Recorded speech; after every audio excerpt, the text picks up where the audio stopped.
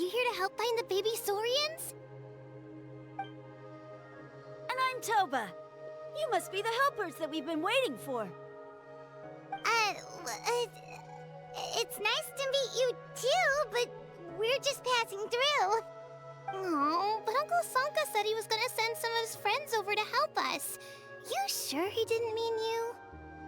Yeah, sorry. Whatever this is about, it sounds like you've got the wrong end of the stick. Wrong end of the stick? Darn it! We've been tricked, Huni. I should have known that Glasses Guy was a con artist. What are we supposed to do about the baby Saurians now? Time's running out. It's okay, Huni. Don't worry. Why don't you tell us what happened with these baby Saurians, huh? There's been a lot of unrest in the tribe lately, and my dad's Saurian got injured. Her name's Nana, and she has 3 little babies. After what happened to Nana, her babies were so scared that they ran off and hid. I'm really worried about them, so I decided to go look for them. If Nana is your dad's Saurian, why isn't he the one looking for them? My dad's one of the elders, so he's busy getting ready for Turnfire Night. It's a really important ceremony, more important than this, anyway. I'm not supposed to be out here either, but I snuck out without telling him. I didn't think it would take very long, but then that guy we ran into made us tell him loads of stories, and it wasted so much time. Yeah, he was so selfish.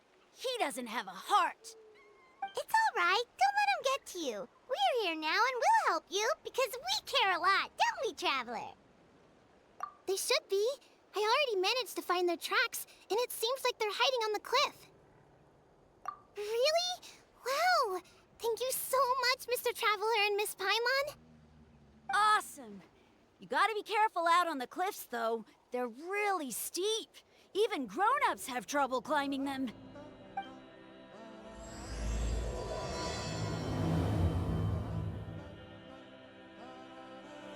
Rooney said the baby Saurians are on the cliff, so let's find a way up.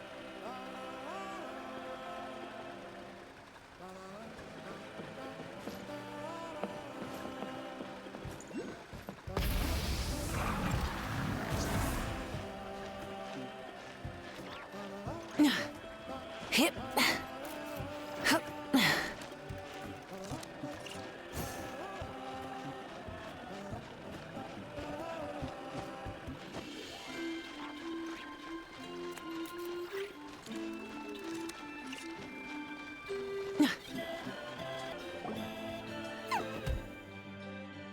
We found them! Wait, but what's that other... A how? Well, if it isn't the gruesome twosome who wormed their way into our servant circle of friends. Still awestruck from the last time we met? Would that be why you hastily scrambled up here to pay your respects the moment you saw us? I suppose we can't blame you. Such is the spell that our majesty casts on our minions. Very well. You heathens leave us no choice. The almighty Dragon Lord, Kahula shall grant you the audience that you seek. Come, pucker up. You may now kiss our feet. Wait, aren't you like Kenichi's sidekick? What the heck are you going on about? You're somehow managing to be even more annoying than the last time we met. Silence! Who are you calling sidekick? We are the Dragon Supreme, sovereign ruler of the Nation of Flame. We shall have you know that last time, were it not for Kenichi's earnest pleading on your behalf, you would have received not a single word of mercy. Oh, come on. You talk big, but Kenichi clearly has you under lock and key. That's more like it. If you must know, our humble servant begged us to investigate an abyss incident near Huitztlan, and we chose to grant his request. Abyss incident? See this little lizard? Its mother, a medium-sized lizard, came under the influence of abyssal power. In her confusion, she attacked my servant's tribe, then assailed her own offspring. Yikes. So how is she doing now? She was but a lowly bug fighting against the power of the abyss. Naturally, she has departed for the Night Kingdom. Such a fragile creature. Apparently, she ended her struggle by leaping from a cliff. Leaping from a cliff? My dear anemic flying ant, as addled with questions as your head may be, please keep them to yourself and wipe that absurd expression off your face. We are the almighty Dragon Lord Kahula-How, not a wish-granting fountain. Anemic flying ant? You... Just you wait. Two can play at the ugly nickname game. We sense a faint abyssal energy.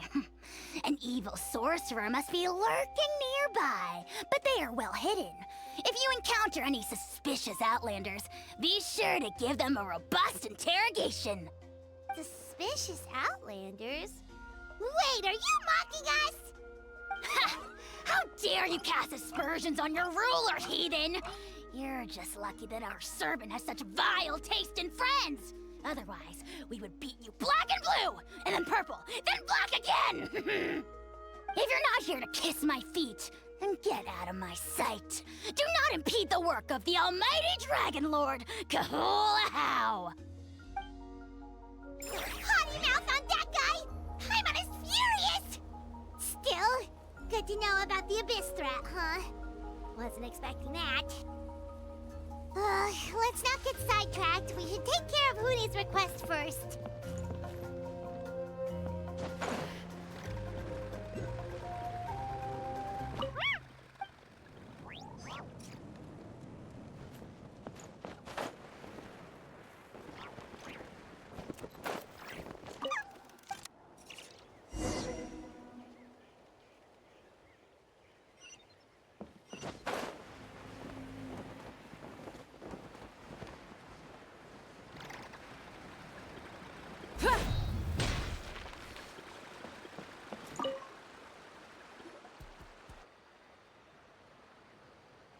Wow, you're back already?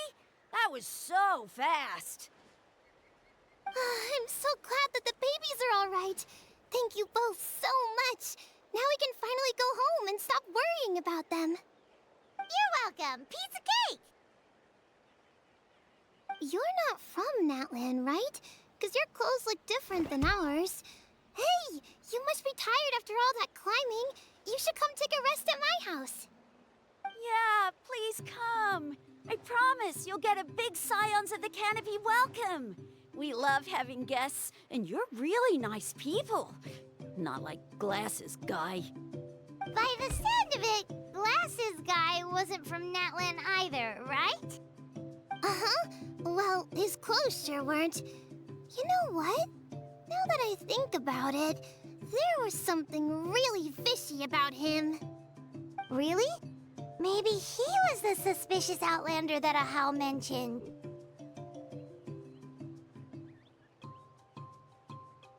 Sure, if you're interested. Oh, let me think. How did the conversation go again? Oh, please, mister. I've told you so many stories already. When are you gonna help me find the baby Saurians? Just one more story. One more, I swear. Why don't you tell me more about that ball of fire? I heard that there was a huge transparent ball of fire that used to burn 500 years ago, 1,000 years ago, maybe even further back than that. Oh, you mean Turnfire. That's where the ancient name Mollypo comes from. Oh, wow. So it was the origin of an ancient name. That's impressive. Uh-huh. There's a story behind every ancient name. The legend goes that the Turnfire first appeared in the era of the Grand Alliance. It was used by the tyrant Och Khan to rule over Natlan and oppress anyone who opposed him. Turnfire is different from normal fire. If you get set on fire with it, you'll feel horrible burning pain from behind you, but you won't die from it right away. And whatever you do, you mustn't turn back to look at it. Why? What happens if you turn back?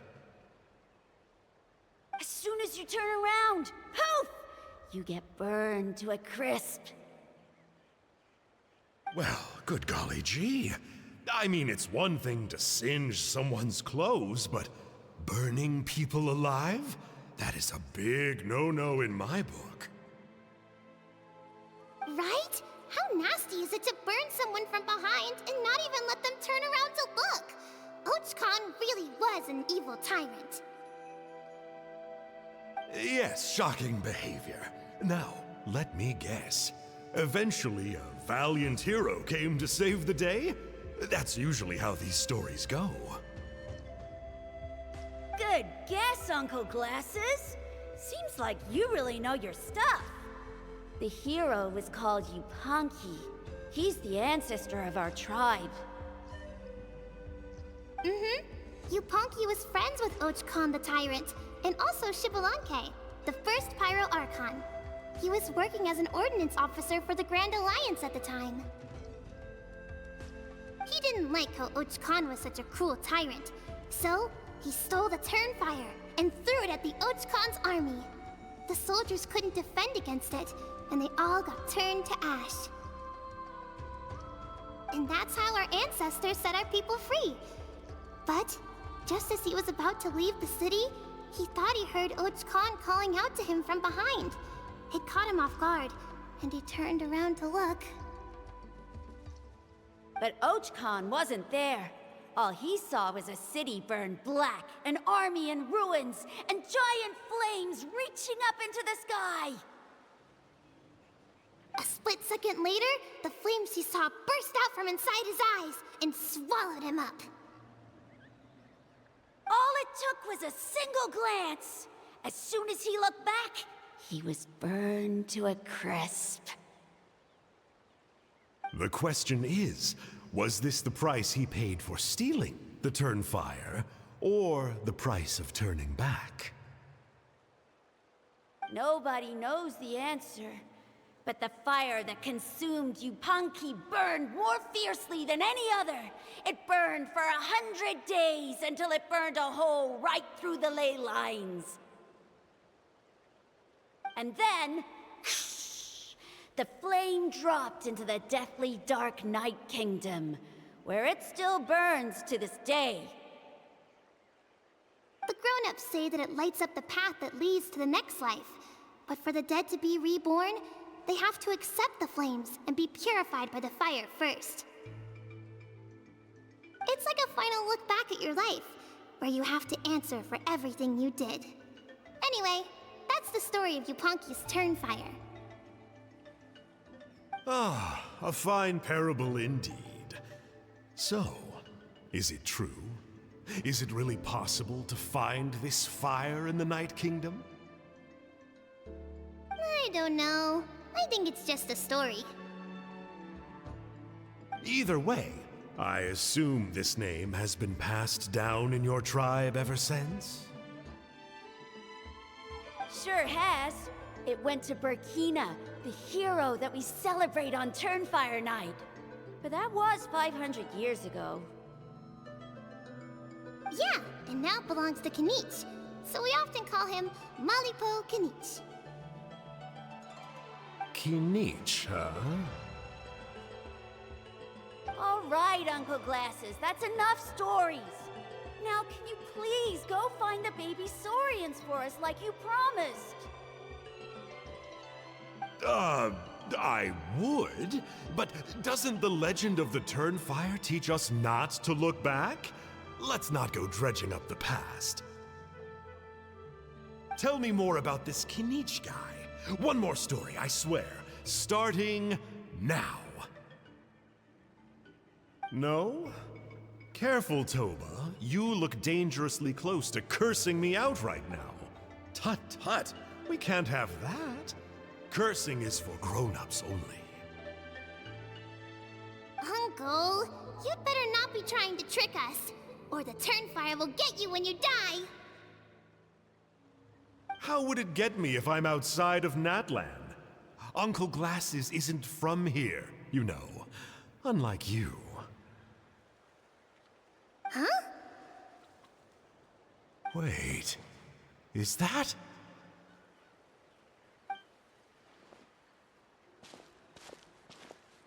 All right, kiddos. I'm a man of my word. 2 of my friends are on their way here, and, yeah, they'll help you out on my behalf. Work them like dogs, okay? That's what they're here for. Don't go easy on them just for my sake. Really? Well, first, can you tell us your name? We met at the foot of this cliff, so beneath the peaks, let's go with Sanka. Seriously? If you don't believe me, turn around and see for yourselves. They're right behind you. Huh? Where? Oh, wait! Uncle Sanka, where did you go? Yeah, definitely a fishy character. It sounds like he was digging for info about the ancient names. Yeah, and not only that, but he betrayed us too. He'll pay for this. All he got out of us was some stories, though. What's the worst that could happen? Traveler, maybe we should go tell Kanich about this. Ahau says he's investigating it, but he's a bit of a loose cannon. We probably shouldn't take him at his word. Huh? You know Kanich? Not very well, but we have met him before, and one time we had a meal together. Aw, man, I'm so jealous. I never even spoken to him. He's so cool. He's the Saurian hunter, and he has a really awesome ancient name. Me neither. I don't think my dad really likes him, though. He always tells me to stay away from him. Probably because of that little creep he always hangs out with. He's nasty, and he's so full of himself. Oh, the creep who calls himself Kahul Ahau? Yeah, we've had the pleasure of meeting him too. He sure loves pushing people's buttons. Exactly. I don't know why Kanich partnered up with him. Why didn't he pick me instead? Uh-oh. Huni, look how late it is. We've been out way too long. We better get home now or we'll get yelled at. Oh, yikes. You're right. Okay, well, this path here leads to our settlement. If you decide to visit, remember to come to my house. If there's anything you need, my dad can help get it for you. Hope to see you soon. We gotta run. Bye for now.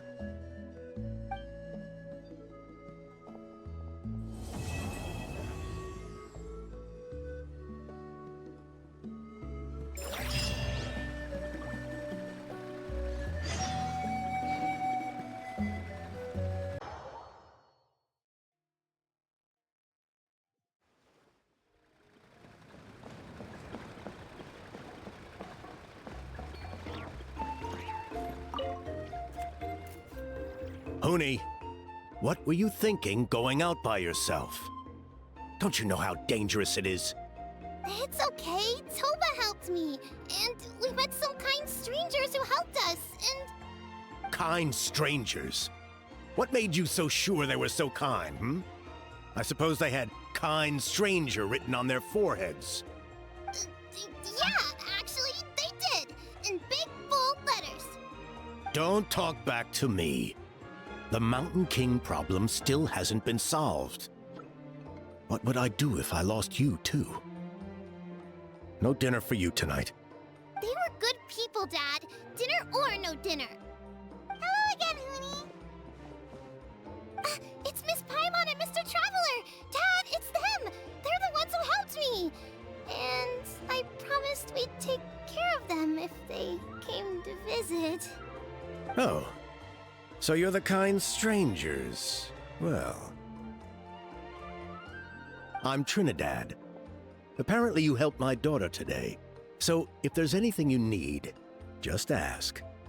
As an elder of the Scions of the Canopy, I've got some influence around here. Now, I trust that you're sensible people who know better than to take advantage of their host's generosity. Yep, just helping a neighbor. We're not looking for anything in return. Oh? Well, let's hope so. Dad, please! They're not bad people! They've eaten at the same table with Kanich before! Be nice to them! Kanich? Wait. I heard that two mysterious travelers from afar helped the Pyro Archon to solve the crisis our nation was facing. Are they you? And Paimon's the other! Ah, I do apologize. A lot's been going on in our tribe lately, and I suppose the pressure must be getting to me. I can't believe I was so rude to you. I feel ashamed. We got off on the wrong foot. Can we start over? Oh, now we're talking! Seriously though, don't worry about it. Already forgotten. We're just happy to see Huni got home safe and sound. You've just arrived, I take it? It would be my honor to give you a hero's welcome tonight. Careful now, that's quite an about face. We've heard that kind of thing can lead to spontaneous combustion around these parts.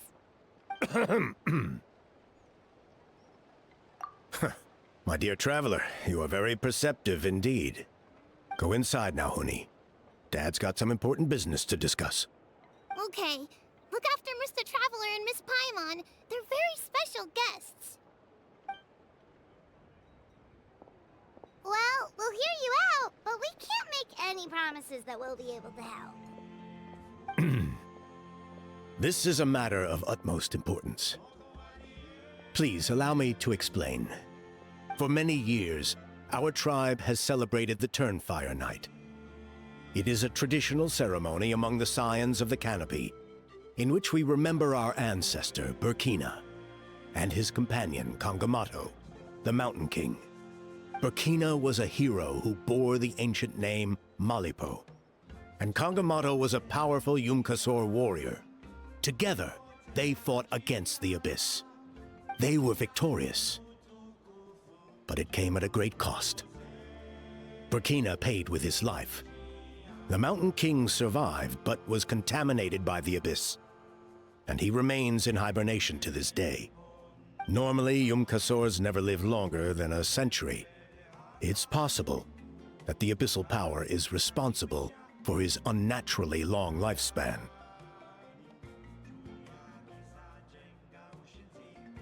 That's right.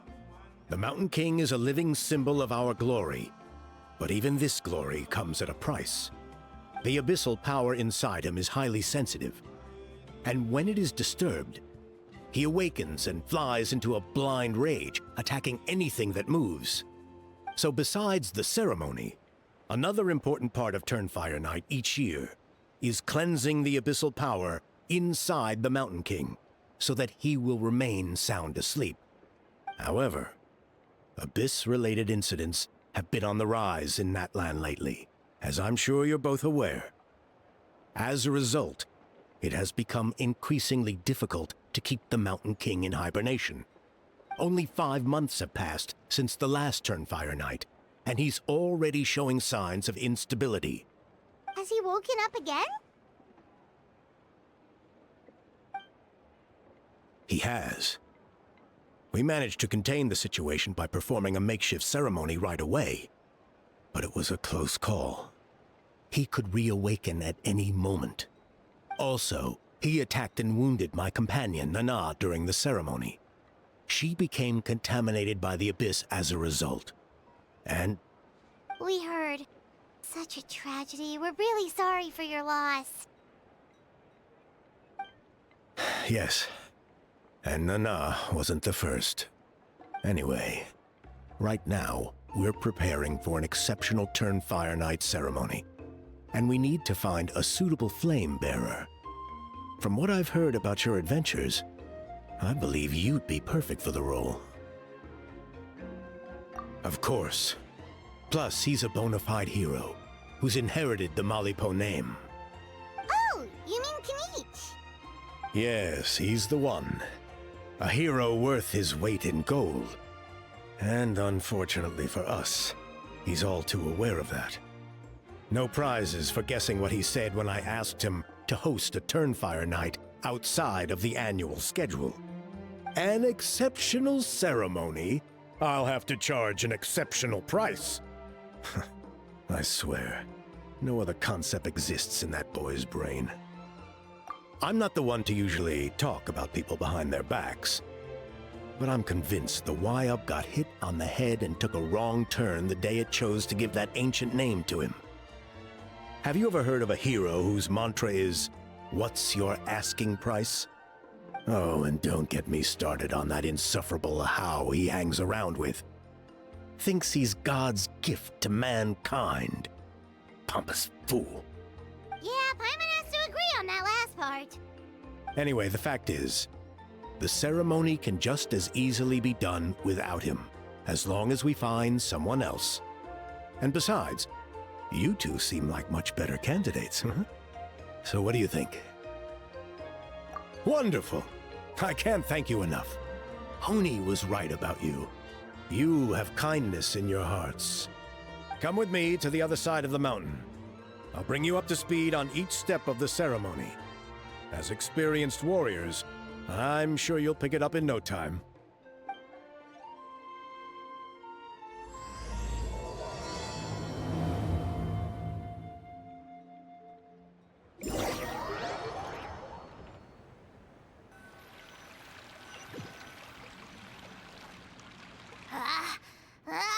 Achoo! Curses! Who dares insult the great Kahula How behind his back? Oh, great Kahul Ahau, bless you. Shut your filthy mouth, worm of the abyss! Your putrid words defile the air we breathe. You make the almighty Dragon Lord, Kahula How, sick to the stomach! Speaking as a member of the Abyss Order, that's music to my ears. Exactly the kind of reaction we're going for. But on a personal level, I gotta say, it's pretty hurtful. Ugh, never have we heard such brazen blustering from someone who is inches from death!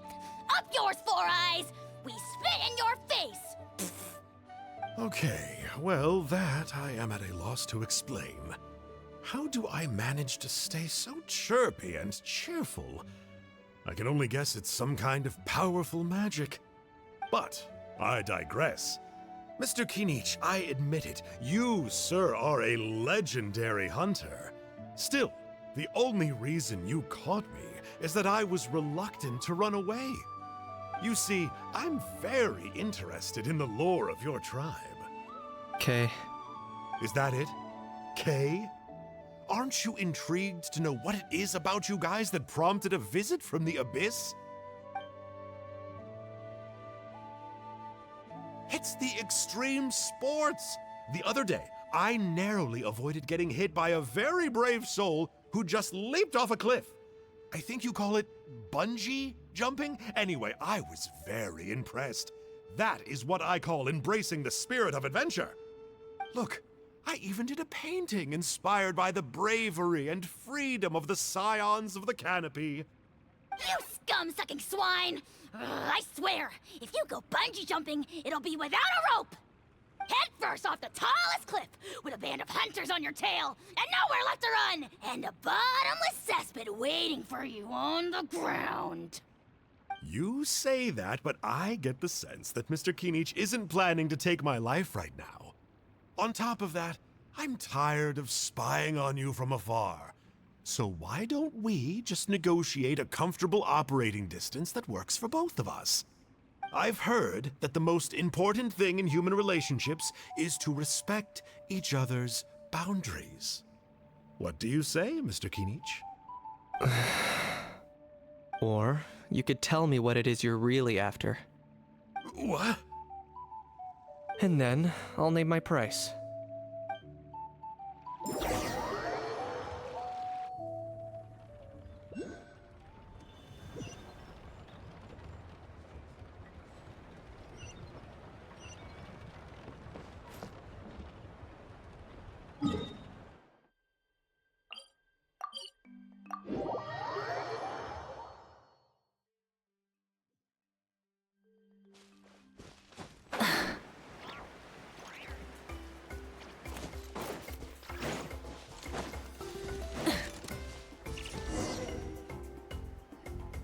There's still some residual abyss contamination.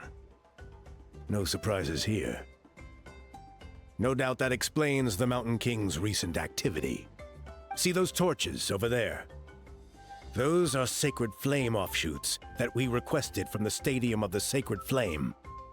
They contain the power of the Pyro Archon. Are you saying that the sacred flame and the turnfire are the same thing? For ceremonial purposes, at least. Sending someone to the Night Kingdom to retrieve the legendary turnfire isn't exactly an option. More to the point, though, the sacred flame is able to burn away abyssal filth. So that's why we use it in the ceremony. Gotcha! So basically, we just need to clean up the filth with the sacred flame. That's one part of it, yes. But the complete ceremony is a bit more complicated than that. First, the flame bearer must collect the kindling of the sacred flame from the starting point. Then use a grappling hook to fly up into the sky and light each of the sacred flame pillars. Then they must go down into the canyon, all the way to the cave where the Mountain King slumbers, lighting braziers and the final altar along the way. The most skilled flame bearers can accomplish all of this without touching the ground once. As much as I hate to admit it, Kanich is capable of this. Wow! He can do all that flying without ever falling to the ground?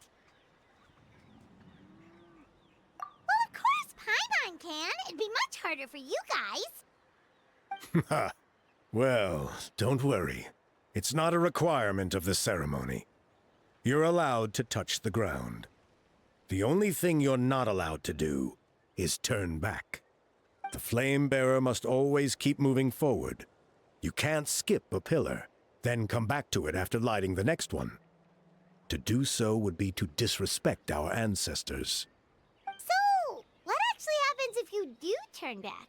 Surely the fires don't just go out. Well, if you're not careful, you might get burned. What about today then? Does the same rule apply? Oh no, don't worry. Today is just a practice. The order doesn't matter. You just need to take the sacred flame, cleanse the filth, then go light all the braziers. Are you ready? I'll repeat the key points again. Gather the kindling, cleanse the filth, and light all the braziers. I'll wait for you at the end. I knew I was right about you. You have outperformed all of our previous candidates. If there was an ancient name for outstanding flame bearers, I'm sure the Wayab would consider you for the honor. Yeah, although it would probably take Paimon quite a bit longer. Ha ha ha ha. All right. Now there's still a few days left until the ceremony. I should get back so I can inform the chief and the other elders that I have found the flame bearer we need. Oh, you mean they've still got to sign off on it? Some of them are still hoping we can come to an agreement with Kanich. But that's only because they haven't seen you in action. Still, I'm the one responsible for securing a flame bearer. And my recommendation is you. Just for Paimon's own peace of mind, are you sure it's not going to be a problem having Outlanders take on such an important role in your ceremony? See that place over there? There was a time long before the age of Burkina and the Mountain King, when we Scions of the Canopy called that our home. After a period of upheaval, our ancestors were forced to move away. Now it has become a place where our youths go to develop courage and kindle a spirit of adventure. If we fail to keep the threat posed by the Mountain King at bay, it might not be long before we have to move again and find a new home. So to answer your question, I think everyone will agree that you are the right choice. Fair enough. Desperate times call for desperate measures. I'll need you to drop by my place at some point before the ceremony, if that's all right. There are still a few final details that we need to discuss. Okay, see you later then. You have my gratitude. We helped out with a lot of other local festivals before, but this one feels a little different. Anyway, let's take a break before heading back to Trinidad's place.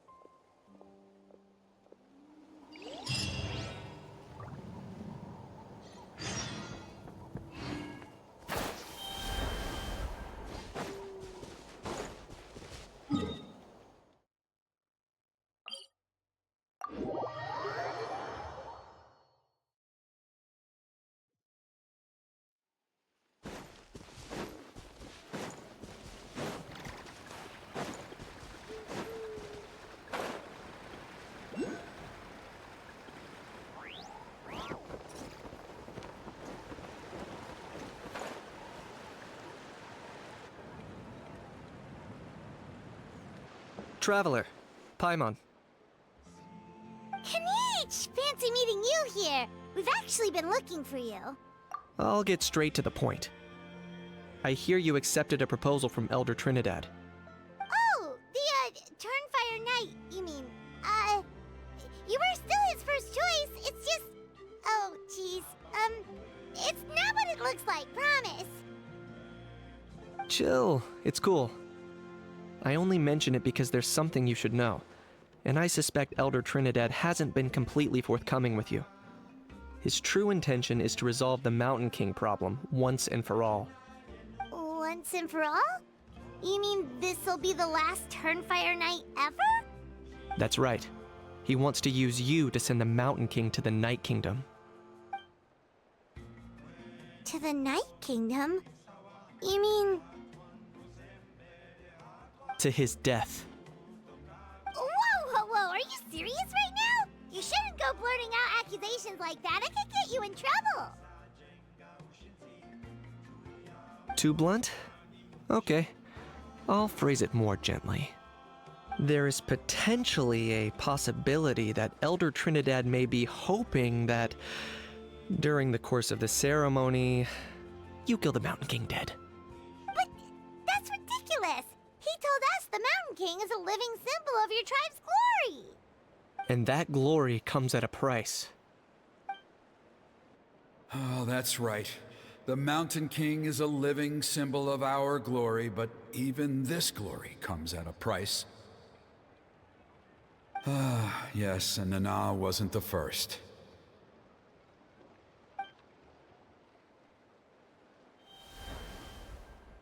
Mm-hmm. She likely won't be the last to lose her life either. Still, is killing the Mountain King really the only way? It seems so extreme. The Mountain King is a unique case when it comes to abyssal contamination. It's eaten away at him for so long that it has consumed him entirely, and the damage is irreversible. That evil power has both driven him insane and kept him alive over the centuries. So to look at it one way, once it's completely purged from his body, the Mountain King will finally be able to rest in peace. In past ceremonies, we've only purged around half of the abyssal power. This was to strike a balance, to keep him alive, but also keep him asleep. Trinidad didn't say anything about how much power he wanted us to purge, but he did say there were some more details to go over before the ceremony. Then it sounds like you'll know for sure soon enough. If he really asks us to kill the Mountain King, what should we do? I know this must come as quite a shock, so I suggest you act like you didn't hear anything for now. But would you have time to visit the chief after your meeting with Elder Trinidad? I'd like to make a deal with you. What kind of deal? One that comes at a very reasonable price. I'm sure you have plenty of other questions, but we can talk more later. Good.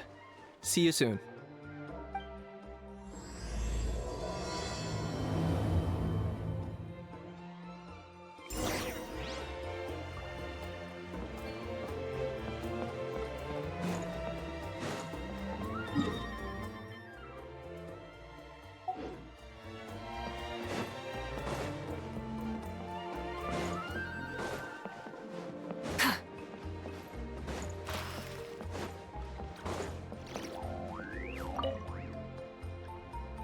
Ah, mighty Outlanders, you have returned.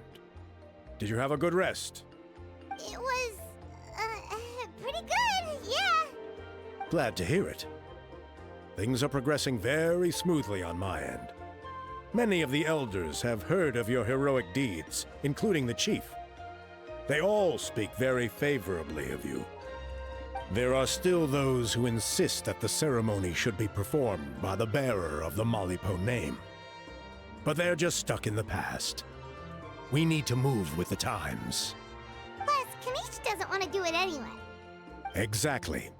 So now, it's time for us to discuss the finer details of the ceremony. We covered the fire-lighting part of the proceedings yesterday. The next part is the purification of the Mountain King. It's quite simple. You just need to use the sacred flame. We've done it plenty of times before, and it's always very routine. I'm sure you won't have any problems. One point I'd like to stress, though, is that you need to burn away as much of the abyssal energy as you possibly can. The more we dispel, the longer the Mountain King will remain asleep. Asleep, huh?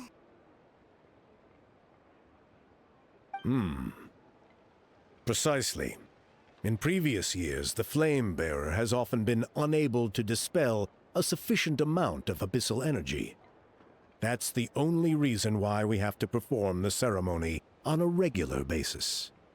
But I understand that you have a lot of experience fighting against the Abyss. And you seemed to wield the sacred flame quite effortlessly yesterday. With your help, I'm optimistic that this time, we can dispel all the remaining abyssal energy from the Mountain King's body, freeing us from this ever-looming threat for many years to come. Traveler? So this doesn't faze you at all, huh? You clearly have a lot of confidence in yourself. That's really all you need to know. The ceremony is in 3 days. I'll come and fetch you when we're ready. In the meantime, feel free to look around our settlement. It would mean a lot to the elders if you got to know some of our people. And if you wouldn't mind helping them out with a few errands here and there, that would be even better. So now we have extra errands to run? Maybe we should add a little extra to the price. Just a humble suggestion, that's all. It will help you gain the respect of our people.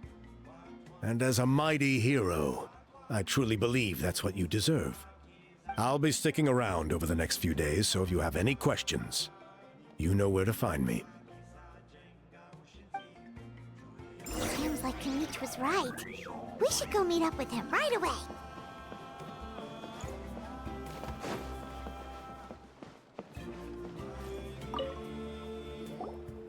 Ah, you're here. Kanich, Elder Trinidad said that... I can tell. It's written on your faces. Is that the Traveler in Paimon? Forgive me for not being there to welcome you on your arrival. That should have been my duty as chief. Hello, Chief Waina. I only heard the news from Trinidad yesterday, so I asked Kinich to invite you over for a quick chat. I believe Kinich has already filled you in, so I'll get straight to the point. Firstly, I fully endorse your appointment as flame bearers for the upcoming Turnfire Night. However, I would like to request that you take steps to ensure the Mountain King's safety.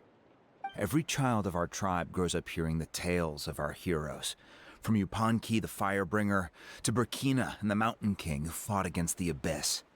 This is our history and our heritage, the source of our pride and the center of our faith. To kill the Mountain King would be to destroy our spirit. I would never be able to face our ancestors in the Night Kingdom. Nana's death was a great tragedy, and I do not blame Trinidad for the actions he has taken. Nevertheless, I cannot allow any harm to come to the Mountain King. The very roots of our identity are at stake. My honored guests, please give this matter your serious consideration. Perhaps there is, but despite all our attempts to contain the situation over the years, we've not found it. Right now, I should like to hear where you stand on this matter.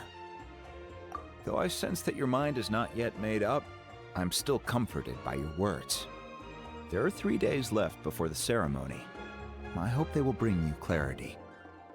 So, Kanich, earlier you were saying that... Let's walk and talk. I'll show you around the tribe. That works too. Paimon needs to get some air after this.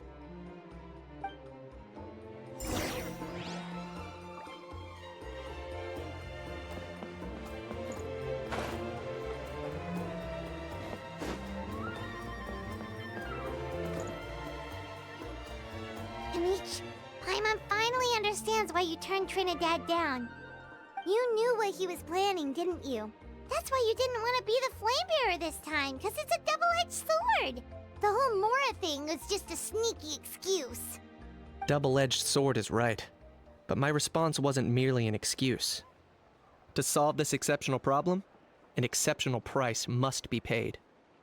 I'm working on it. Really? Well, come on then, let's hear it! In a moment. Didn't you have a question you were about to ask me? Oh yeah. What was it again? Oh, right! We need to talk about Hal. He's completely unhinged. I agree that he has a problem.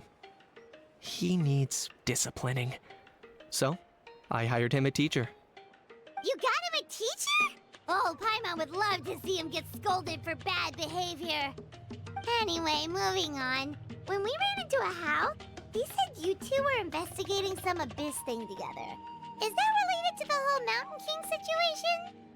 Yes, that's the angle I've been working on. I'm a Saurian hunter, but I occasionally hunt the abyss too. One time, I was pursuing some purple demonic dogs when I accidentally entered a hidden space. I did some research after the fact. Apparently, they're known as beastly rifts, and there are many of them of all different sizes. That's where those purple dogs were coming from. So, if we can locate one of these beastly rifts, clear the monsters out, and move the Mountain King inside, he'd be able to continue living, but without posing a threat to the tribe. Whoa, that sounds kinda crazy. Would it really work? It's not without its risks, of course. There's a lot of unknowns in the equation. For instance, for all we know, a prolonged period inside the rift could make the Mountain King's condition worse. Still, we desperately need something like this, even just as a temporary measure. You've seen the conflict the issue is causing in our tribe for yourselves, and believe me, it's been a long time coming. The chief is adamant about keeping the Mountain King alive, whatever happens. Paimon can understand. It's less about the Mountain King and more about preserving your culture and heritage. Yes, but on the flip side, you've got people like Elder Trinidad, who is more concerned about protecting the people he cares about, now and into the future. And he has every right to take that view. It's one thing to try and preserve the last remnants of a glorious past, but making your kin pay the price for it? No one can seriously tell them that's a fair trade. You're right. There's no easy answers here. Let's leave that to one side for a moment and assume we go with your plan. How do you actually intend to find one of these beastly rifts? Because at least in our experience, the dogs open the rifts when they want to attack us, not the other way around. I think I know a way. You have any better ideas? Not at the moment, but it just feels like using the power of the Abyss for our own ends isn't gonna end well. After all, the Abyss is what turned the Mountain King into a monster in the first place. People are gonna think you've lost your marbles. If it doesn't end well, then that's the price we pay. Everything in the world comes at a price. Even when Yupanqui the Firebringer stole the Turnfire, it cost him dearly. The Mountain King's erratic outbursts have brought tensions within the tribe to a boiling point. Unless this gets resolved quickly, everyone will be stuck in a stalemate. Alright, so what's this deal you wanted to make with us? We're hardly experts on exploiting abyssal power. All I need you to do is keep people away from me. I'm getting harassed on a daily basis by people trying to convince me to be the flame bearer. I can't afford to waste all my energy dealing with them. If you help me out, there'll be a gift for you in return. Ooh, what kind of gift? Something well worth your while, I'd say. Just keep doing what you've been doing. Ingratiate yourself with the tribespeople, so everyone comes to terms with the fact that we have a new Flamebearer. That way I won't have an endless stream of people coming to beg me to join the ceremony, and I can focus on finding a way to summon the beastly rift. Then, when the day of the ceremony comes, we'll move the Mountain King into his new home. Still sounds pretty crazy. Even for a daredevil like you, that's dangerous. And even if it works, what if neither Chief Lina nor Elder Trinidad are happy with it? Have you thought about what you'd do then? At least the two of them would finally be on the same side of the issue, leaving only me on the opposing side. The tribe needs leaders like them far more than a Saurian hunter for hire like me. Can I take that to mean we have a deal? For sure. And who knows? Maybe we'll come up with an even better solution to all of this in the next couple of days. Great. Well, for the next couple of days, please spend some time among the tribe and lend a hand wherever you can. I'm sure everyone will be swept off their feet when they meet our new Flamebearer. Good luck to us both.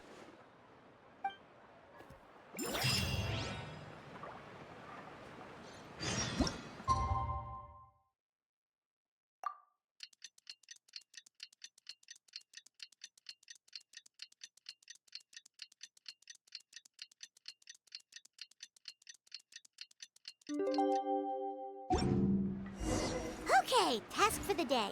Meet the tribespeople and take some heat off of Kenichi's back.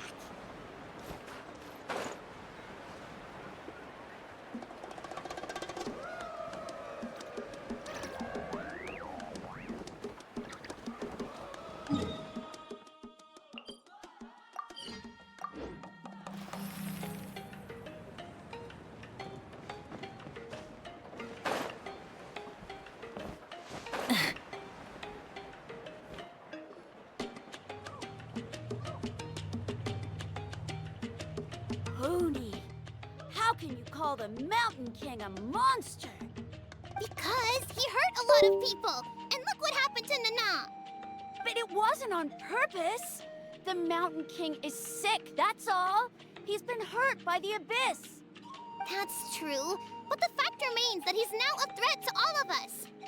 How can you be so harsh to someone who's sick? If you don't take back what you just said, I don't know if we can carry on being friends. Toba, Kuni, what's wrong? Pony's saying nasty things about the Mountain King. It's not right. He's our hero. Once upon a time, maybe. But not anymore. Yesterday, maybe, but not anymore. Toba? Fine. I guess my dad is right.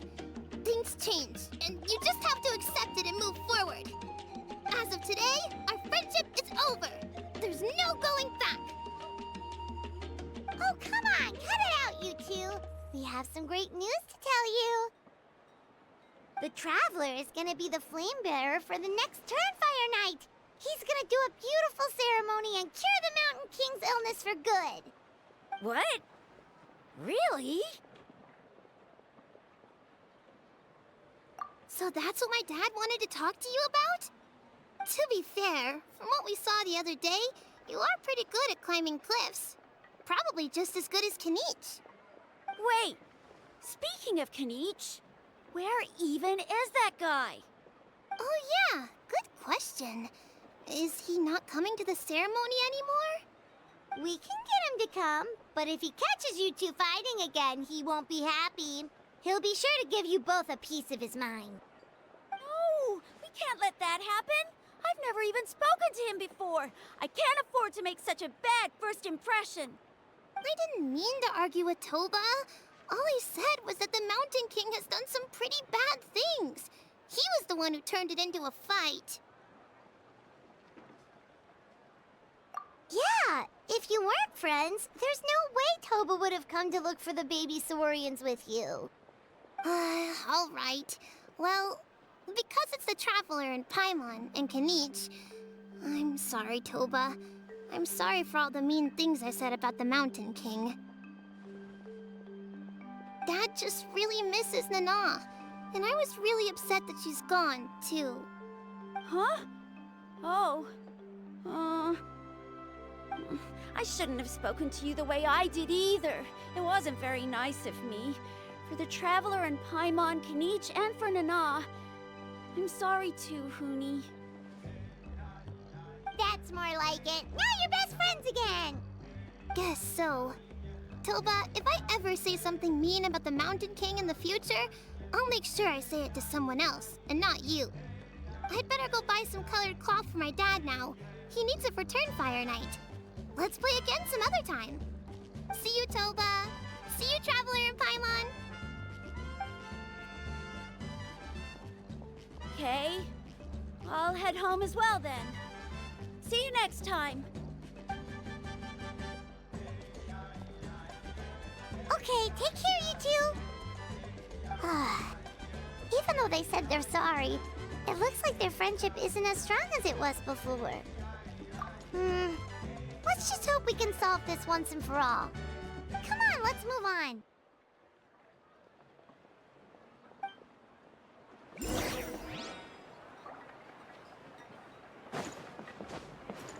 Huh? What's going on over there?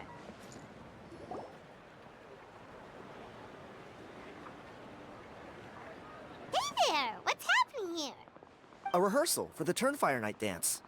Ooh, there's a dance involved? Paimon wants to learn too! You don't know it? Ah, I guess you're not from these parts, huh? It's rare to see a new face around the tribe these days. I thought everyone would be keeping away. Why do you say that? Because of the Turnfire Night, of course. The Mountain King could wake up at any time. That's why we're holding an emergency ceremony. This isn't one of those fun and games festivals. For outsiders, it might even be a little dangerous. Well, did you know that the Flame Bearer this time is actually gonna be an outsider? Oh, I did hear about that. It's a first for sure. I would have loved to meet them in person. What? Oh, it's you? Man, oh man. Well, this is a nice surprise. It's funny. I was just thinking that I'll probably miss out on meeting the new Flame Bearer since I'm not taking part this time around. Then suddenly, there you are. Must be my lucky day. You're not taking part in the Turnfire Night? How come? You're not an outsider too, are you? You must be joking. Watch this.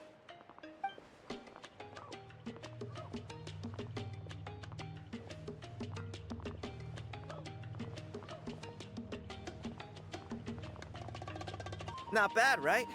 Yeah, I'm considered one of the better looking guys who dances beneath the pillars of the sacred flame. Been doing it a few years. Always gets the ladies out to watch. Oh, very impressive. So why'd you quit? Well, I feel like the whole Mountain King situation is getting more and more precarious. It's just not safe here anymore. One of our elders' Saurian companions even lost her life not long ago. The question is, what are we gonna do about this in the long term? But our leaders don't have any answers for us. They're probably too busy fighting about it amongst themselves. The way things are going, it's only a matter of time before it gets violent. So I figured, you know what? Now's as good a time as any to get away for a little while. Go do some exploring. You look a little disappointed. Disappointed? Nah, it's a great opportunity to go see the world. As every male scion of the Canopy knows, wherever you are and wherever you go, the only way is forwards. We take pride in that. I won't forget my roots. I managed to get in touch with the Saurian Relics Association. They gave me a simple test. Find a decent quality relic, and they'll make me a member. What's the Saurian Relics Association? You've never heard of it? It's a group of amateur history enthusiasts who do research on the ancient Saurian era. They're all about collecting relics and remnants from that age. Speaking of which, the guy who was Flamebearer before you, I've heard that his Saurian buddy comes from that time. A how? A how's a relic from an ancient Saurian civilization? Oh, yeah, him. So you know those two already, huh? Then, do you know how they met? It was deep inside some mysterious ruin, and they signed a contract there. The association folks say that the kind of contract usually comes with a huge hidden cost. Really? That sounds ominous. Who knows? But if it's true, Kanich can probably handle it. He knows what he's doing with weighing up contracts and costs and stuff. I doubt he'd make a contract that doesn't benefit him. Strangely enough, I actually happened upon a strange mural a while back, and it looked to me like it was depicting a Saurian and a human involved in some kind of Saurian-era contract ritual. Oh, does that count as a relic then? You bet it does. I was all ready to go take a picture of it and use that as my entry ticket to the association. But after all the abyssal activity recently, I heard that area's been overrun by monsters. The best laid plans, huh? I'll just have to wait and see if things improve. Or... Take it easy. You look like you know your way around a fight. I don't suppose there's any chance you'd be able to help? If all you need to get is a picture, that should be pretty achievable, right? The Traveler deals with monsters all the time. It's a piece of cake. Wait, you're seriously gonna help me out? It's a Kukasaur. Come on, it's no big deal. Oh my gosh. Compared to some of the this things we've really been roped happening? into before, this is nothing. Pyro Archon above, you two have hearts of gold, you know that? You're the kind of people who could dive into the Turnfire deep in the bowels of the Night Kingdom, and it wouldn't burn a single hair off your head.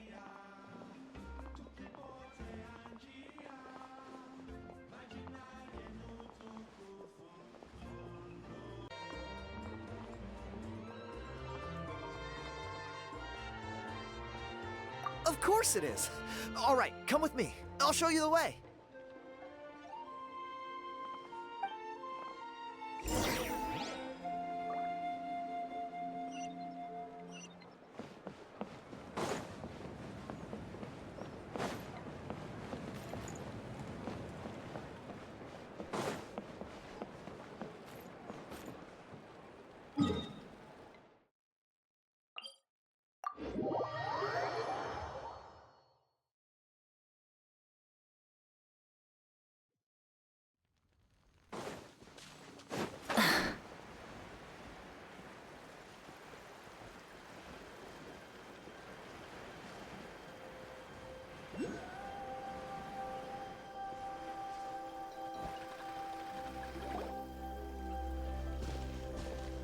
There it is. It's inside these ruins. As you can see, the place is crawling with monsters. Alrighty then. Stay back and take cover, Tiago. This could get dangerous. We'll take care of him. Great minds think alike. I'm not about to cramp your style.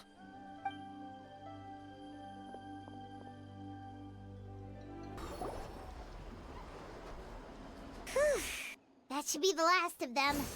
It's a good thing Tiago had the sense to stay in his hiding place, or things could have gotten really hairy for him. Hey, look! That's gotta be it, right? Definitely looks like a mural. True. Now that you mention it, most ancient murals take up a whole huge wall. This looks more like someone with a paintbrush got bored and started doodling. It does match the story he told us, though. There's a Saurian and a human. So, is that supposed to be what an ancient contract ritual looked like? Whatever. We're not here to decipher it. Just photograph it.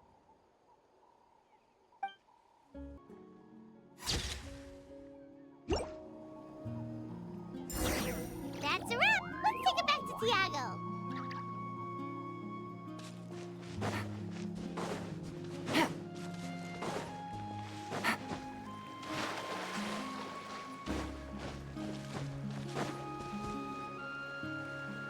You've been robbed? Oh, Ponche. And I thought my luck was bad. Oh, I put blood, sweat, and tears into that, and now I've got nothing to show for it. Some gap-toothed goon stole it from me.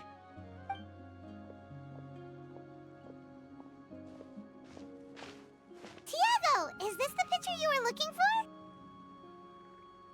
Let me take a look. Yep, that's the one. Pyro Archon above, you two are superhumans. Hey, Ponche, come and say hi to these guys. They're gonna be the new flame bearers, and they're tough as nails. Wait, are you the Traveler and Paimon? Huh? You already know each other? I don't think so.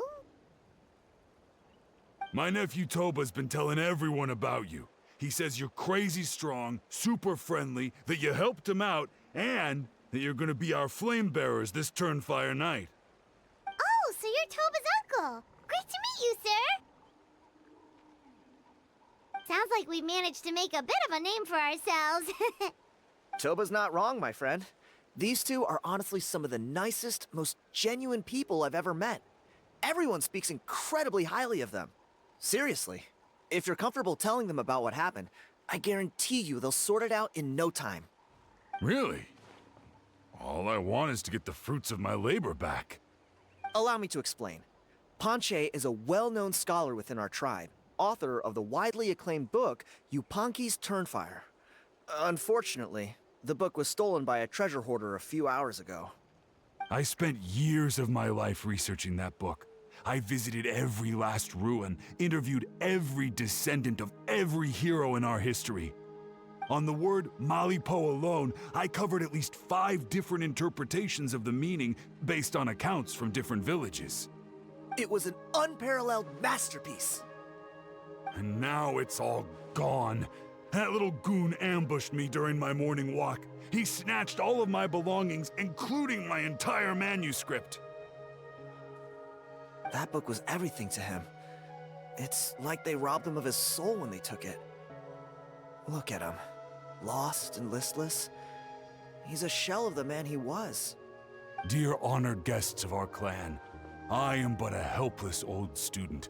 If only for Toba and Tiago's sake, please help me, I beg of you. See what I mean, Panche? Now you've run into these two, your luck's about to change, big time. I don't know if he's still there, but come on, I'll take you.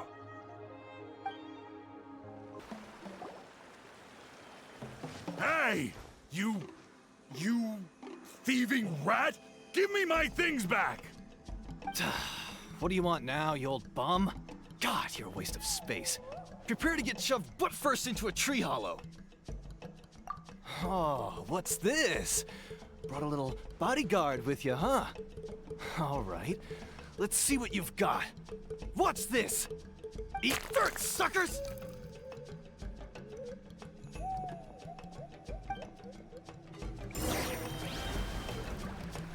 Hey, he's trying to get away! You good? Let's chase him down!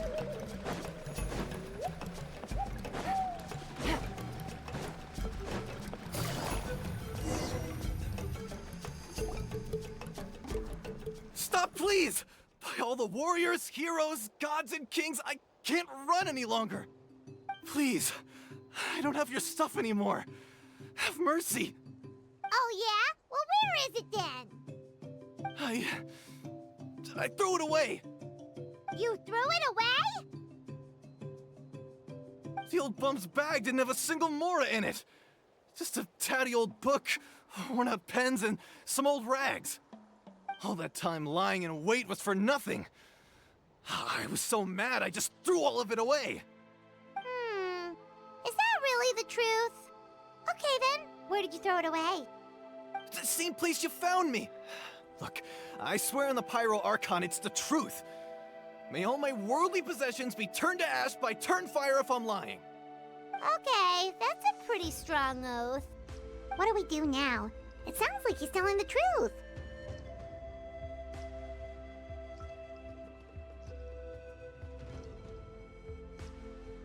Right.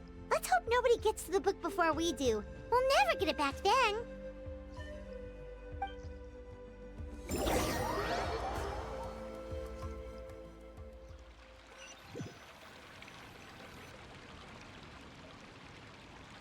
Although the Turnfire is a heroic symbol in Huitztlan, it always comes with the more ominous implication of eventual tragedy.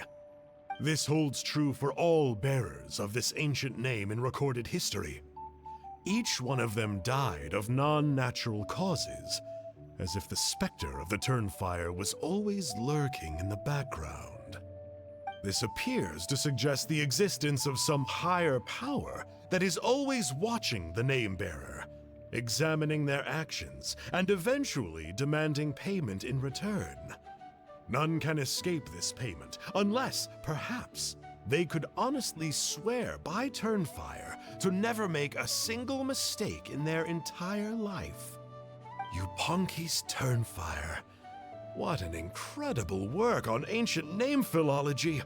I can't believe it was just lying there for me to take. Let me see, the author is Ponche. Nice. A gentleman and a scholar. Silence, Book Muncher! The great Kahula will suffer your droning voice no longer. Do you truly find no joy at all in perusing such rich historical records? Joy? What joy is there in this pointless drivel? Well, it makes a pretty shocking prediction. Every bearer of the ancient name Malipo eventually meets a grisly end. Maybe that's the price you pay for the name that means price? What? You're saying Kenichi will die a violent death? So I'll finally get to take over his body? When will that glorious day arrive? The great Kahula demands to know! Wow, you are just irredeemable, aren't you? An agent of chaos down to the core. You make us Abyss Order folks look like saints in comparison. Silence, maggot! To presume that anyone compares your kind with the great Kahula is sheer vanity. And if that day ever comes, oh, your doom will soon follow. You don't need to lecture me about Doomsday. Here's what I know, based on countless historical texts. All civilizations will be reduced to rubble by the passage of time. From ancient kingdoms, to heavenly thrones, to worlds beyond, there are no exceptions. But from the ruins of every civilization, the dust will rise and never settle, thus transcending the confines of time. That dust is what we call a civilization's spirit. And you, great Kahula How, are one such speck of dust from a bygone age. I've paid dearly for the chance to observe you up close. Now, let me take a good look at you. We'll see whether any memories of that age still remain inside you.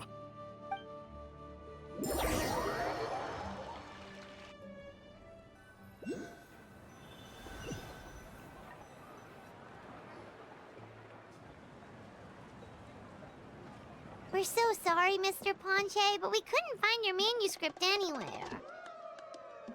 Does that mean all of my hard work was for nothing? You gotta stay positive, Ponche.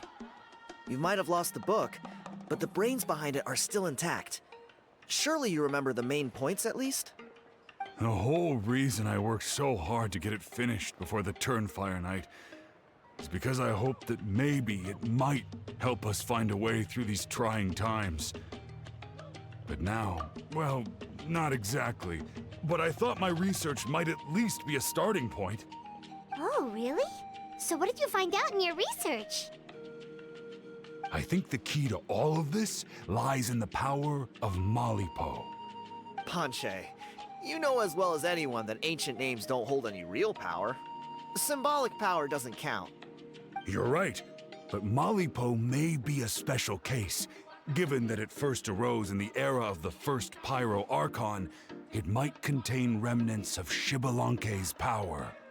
Yeah, I remember that story. My grandpa told it to me when I was a little kid. Maybe you're the special case. Most kids stop believing in that stuff by your age. I'm not talking about childhood superstitions here. There is evidence. Like what? Like the fact that the Mountain King is still alive. Everyone attributes that to the power of the Abyss.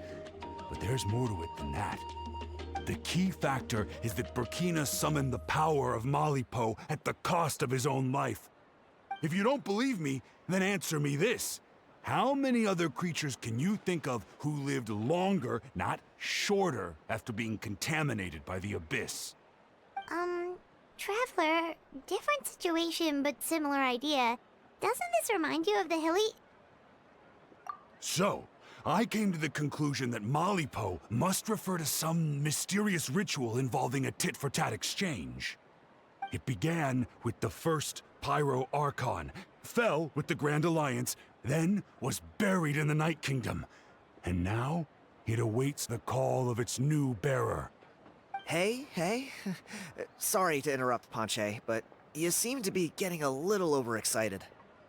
I'm sorry. I was originally planning on presenting my findings to Kanich. I'd hoped he would be attending the upcoming ceremony. Sounds to me like you dreamed up one fanciful theory to support another. Kanich, what are you doing here? I more or less finished what I was doing, so I came to have a quick catch-up. Now a good time? Kanich! I'm onto something. I haven't worked out all the details, but you have to attend the Turnfire Night. So Mr. Ponche here has done a lot of research on the history of the Turnfire, and thinks he might have found a way for you to solve the problem. I'll be there, Ponche. Let's go.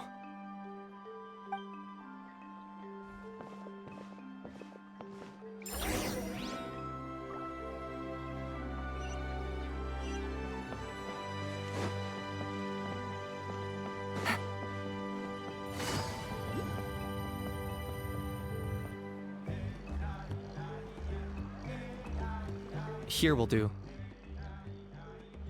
Yeah, I'd like your help giving it a trial run tomorrow. If that works, we have our plan come Turnfire Night. Sounds like you're not considering Ponche's idea. You heard him. He hasn't worked out the details yet. We need a more practical solution with concrete steps to follow. Yet? Are you saying you think he might actually be onto something? I think it's possible, based on something I know about the war 500 years ago. Burkina didn't fall to the Abyss. He was killed by the Mountain King in an episode of madness. In his final moments, Burkina made the fateful decision not to fight back, and instead pass his blood and power onto the Mountain King. Maybe he thought the Mountain King was stronger than him, and more valuable to the tribe. Or maybe it was just out of loyalty to his friend. Either way, I can believe the Turnfire was involved. Whether you think his sacrifice triggered it, or his fate was sealed from the moment he took the Malipo name, it makes sense to me. How can you drop these truth bombs with such a straight face? This is what I've gleaned from my many interactions with the Mountain King. His mind is so disordered, it took some time to piece it all together. The story Elder Trinidad told you was the more palatable version of events. The truth is even darker. The Mountain King's mind isn't just disordered. He is suffering and feels great shame. I believe he wants to be put out of his misery. What? Then what should we do? Should we grant him his wish? Of course not. We should help him move to a new home. It's the only practical solution. The Mountain King is a hero to my tribe. An object of worship, even. Ending his life would be like desecrating a statue. Still, he's been the cause of multiple disasters, and we can't afford to have any more. Ugh. Practical solutions hurt Paimon's brain. Can we follow our hearts next time? Then let's break for the day. I've already found a suitable venue for tomorrow.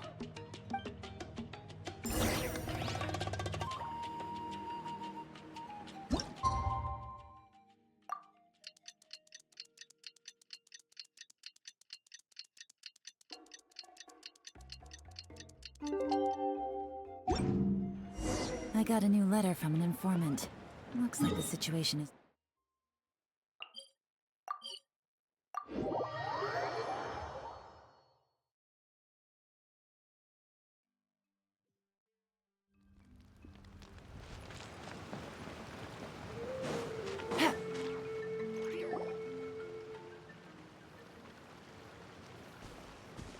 You're here. Very punctual. Oh, so the gruesome twosome come crawling back. Here to make amends after the gross irreverence you displayed last time? Very well. The almighty Dragon Lord, Kahula How, shall grant you the audience that you seek. Now pucker up and kiss our feet. Kanich, didn't you say you found him a teacher? He's just as out of control as ever! Hey! No one gets to discipline the almighty Dragon Lord Kahula How! No one! Maybe because I've never had a gentle-natured companion like Paimon to compare against. Is that a compliment? Yeah, I see what I'm missing out on now. And it's a lot. Kanich! We could drown this measly flying ant in one droplet of spit! How dare you compare her to the almighty Dragon Lord Kahula How! Oh, just wait till I possess your dead body! I will commit heinous atrocities! Tear down your legacy! Destroy your reputation! Wreak havoc on your...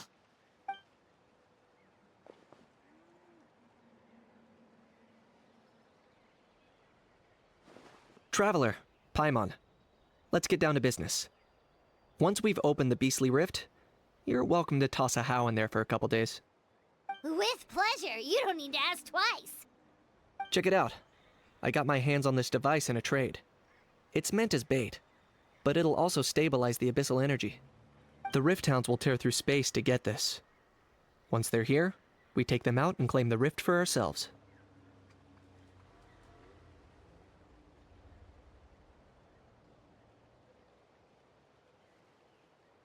You'll find out soon enough. First, let's try this out.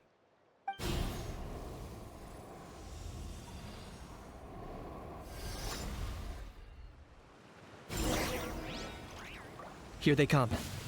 They'll tear you to pieces given half the chance, so be careful. Uh-oh. Are there even bigger ones on the way? You see, Kanich? I'm a man of my word.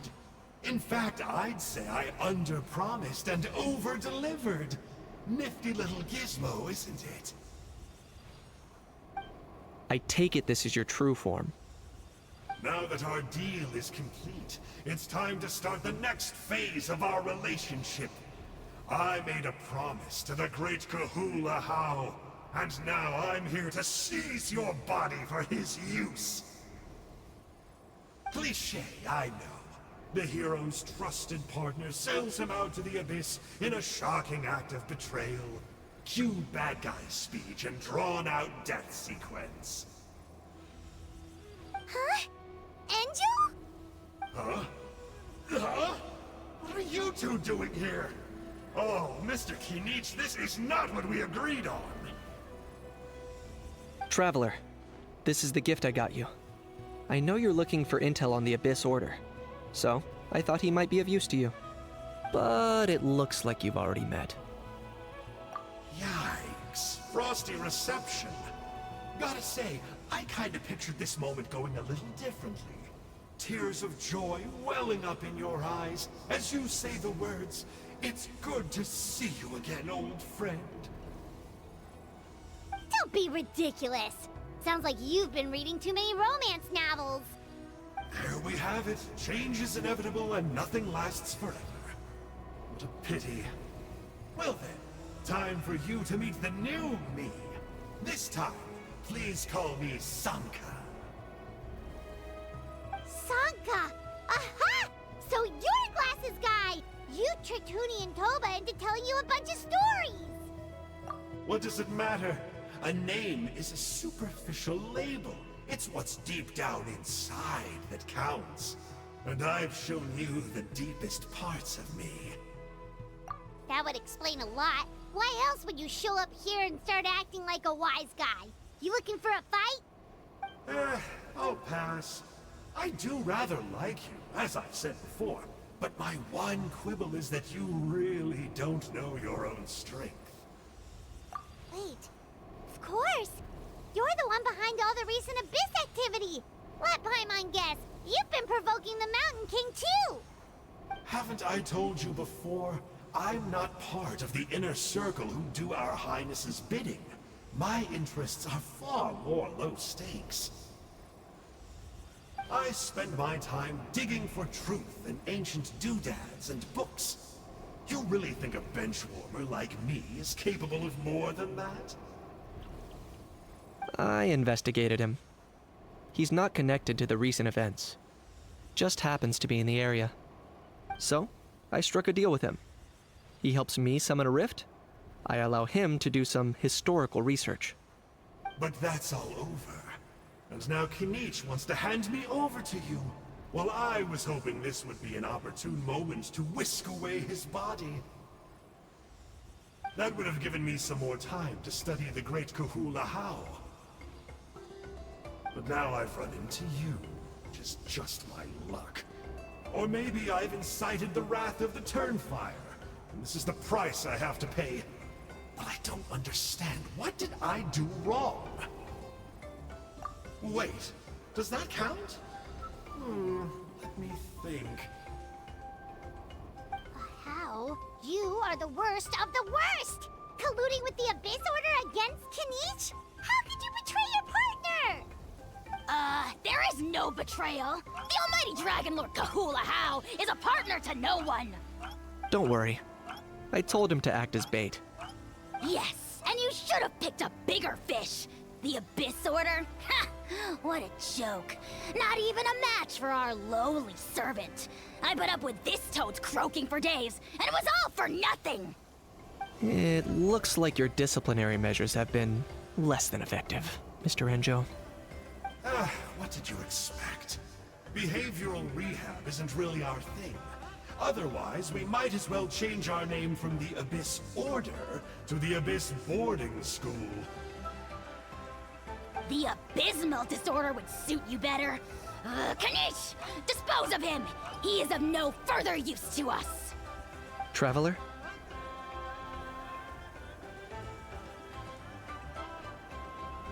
Hey now, I may be a lowly clerk, but don't underestimate me.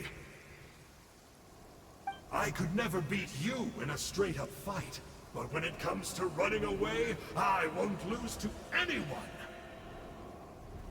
Do me a favor, and remember how fast I disappear. Maybe then you'll show me a little respect next time. Darn! He got away again! Couldn't you have stopped him? It's alright. He's not worth our time and energy. Besides, it seems like he's in debt to a lot of people. I'm sure they'll keep him busy. If you say so. Still, Paimon's kind of surprised that you actually struck a deal with someone from the Abyss Order. To borrow that guy's words, names are superficial labels. Whether you call it the Abyss Order or anything else, it's a broad generalization at best. Think of it like apples that have fallen from a tree. If you tasted each one, you'd find that they're all at different stages of ripening. Even the unripe fruit blown off its branch before it's fully grown can still be brewed into a fine wine. Everything has its use. Huh. Well, in that specific sense, maybe Enjo's not such a bad apple. Not rotten to the core, at least. Of course! Only the almighty Dragon Lord, Kahula How, is rotten to the core and evil beyond redemption. Ugh. So what exactly are you anyway? You're definitely the evilest little thing Paimon's ever met. Don't worry. He can't hurt a fly. You could say that. Paimon heard that those kinds of contracts might come with a terrible cost attached. Is that true? Such as a How watching me like a ravenous vulture? Vulture?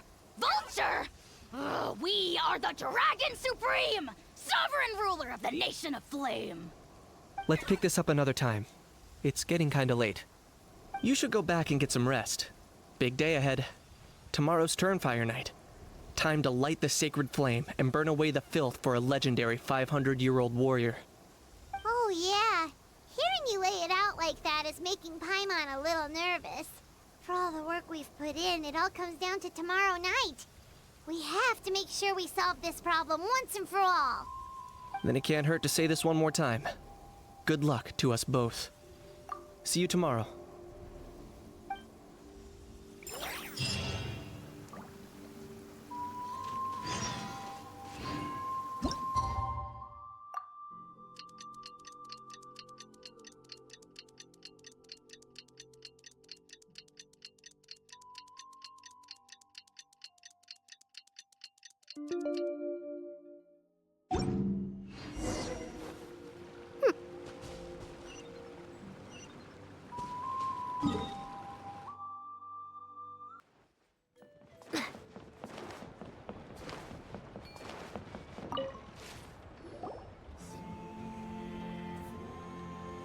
Ah, at long last, you're back. I hear that you've done much for our people these last few days. Everyone has nothing but praise for you. Many young people have heard the rumors too. They're all eager to meet our new flame bearer. Well, they won't have to wait for long. It's almost time for the ceremony. We really hope we can resolve the Mountain King situation quickly and smoothly. Seems like a lot of people have been worrying about it, huh? Haha, well, it's nearly time. So, if you're ready, then follow me to the ceremony site.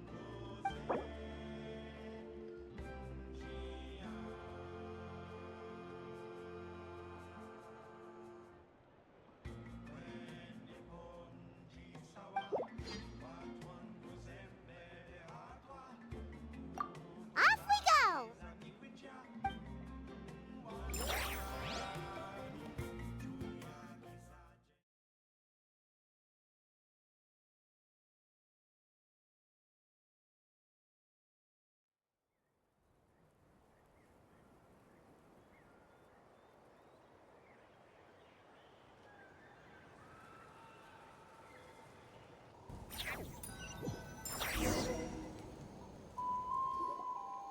Here we are. Our honored guests have arrived. I have heard much about your fine work over the past few days. I hope you'll allow us to thank you properly after tonight's ceremony. Don't worry about it. Getting this huge venue ready must have been a huge task. No need to make extra work for yourselves on our account. If it means getting the Mountain King issue resolved, no cost is too great to bear. A resolution will come in due course, but every great fire starts as a tiny spark. We must take it one step at a time. No one would disagree with you if that were possible, Chief. But it's been far too long since we've seen a real step forward. Look around you. Can't you see how our numbers have dwindled since the last Turnfire night? The ceremony was arranged on short notice. Many are away from home and could not make it back in time. That may be so, but still... Good evening, Traveler and Paimon. Kanich! Not a moment too soon. Chief Wayna, Elder Trinidad, could you give us a minute? I'd like to give the Traveler a few pointers as the previous flame bearer. Very well, but make it quick. Let me know when you're done and we will begin the ceremony. Let's step to the side. Has anyone gone over the key steps of the ceremony with you yet? Yeah, Elder Trinidad did, but, Paimon seems to have forgotten them? What a surprise! The flying ant has an ant-sized brain. If you don't want your tongue to be burned off by the sacred flame tonight, I suggest you stay quiet. See those sacred flame pillars? Once you've lit the fire, go light each one up in turn. Once that's done, head down into the cave where the Mountain King slumbers. Light the braziers along the way, then bring the flame to the final altar. Then, the ceremony is complete. That sounds simple enough. The process isn't complicated, but remember, you mustn't turn back at any point. If you miss a pillar, you can't light the next one, then come back to it. You have to keep moving forward, or it's seen as disrespecting our ancestors. If that happens, you won't receive the blessing of the Turnfire, and you'll have to start over. I made you a diagram that summarizes the steps. Take a look.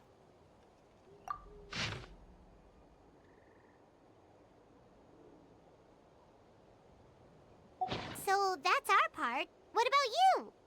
I'll be with you the whole way, and once you've lit the altar, I'll start summoning the rift. You can leave that side of things to me. Just focus on your part. Okay. We'll try to remember all that and get it right the first time. Ready when you are. But I think I saw Huni and the others just now. Maybe you should say hi before you start. Might make you less nervous. Just tell the chief when you're ready.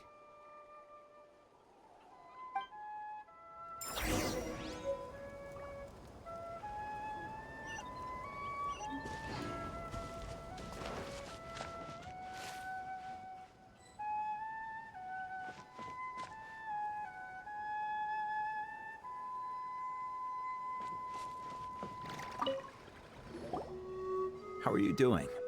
Is all in order? I'm counting on you. Don't forget what we talked about.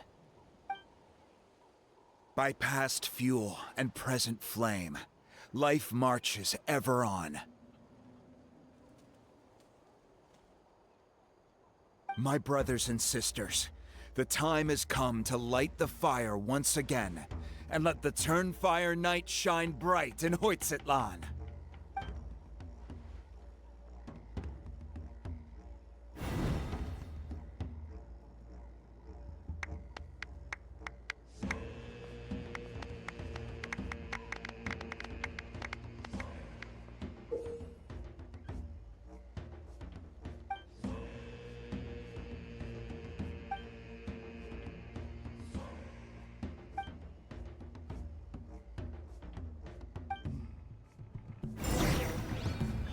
Go get the sacred flame.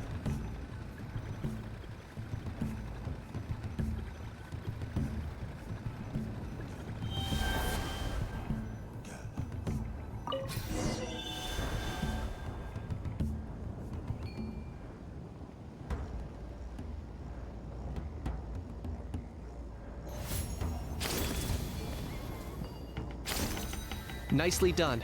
Off to a good start.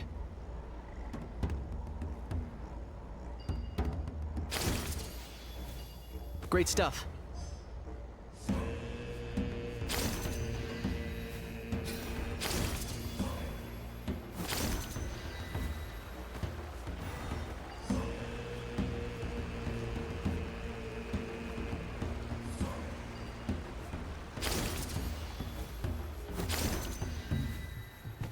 You're over halfway.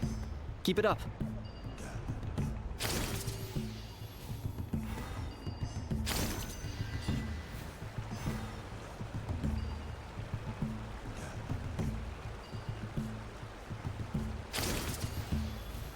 Impressive. Just one more to go.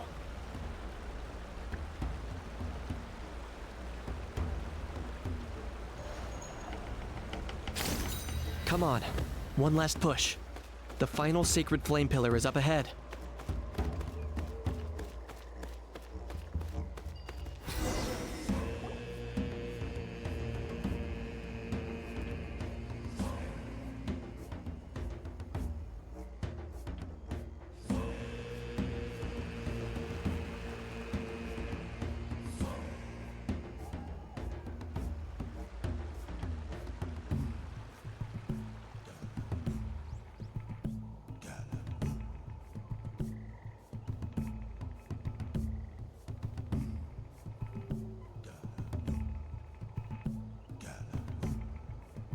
Great. All the pillars are alight. Next, it's down into the canyon and head for the Mountain King's cave.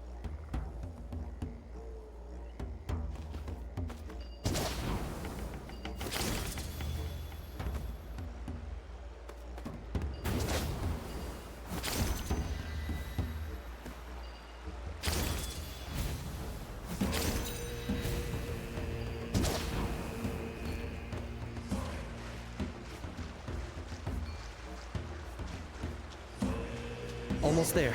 The cave is just up ahead.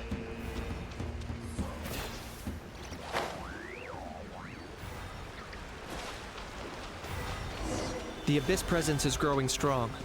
We should deal with the contamination first.